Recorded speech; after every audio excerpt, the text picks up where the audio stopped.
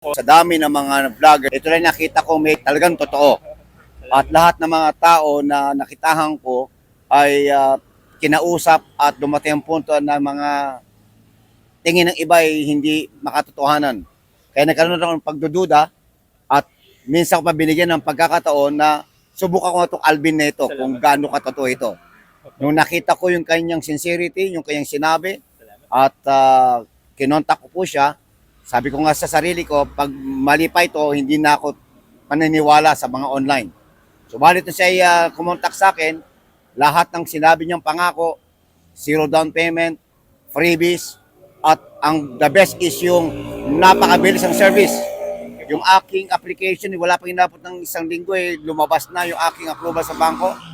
At the same time, ang good news pa nito ay siya pa pumunta doon sa lugar namin. Nakita kami sa Clark, Pampanga, para lang pumirma.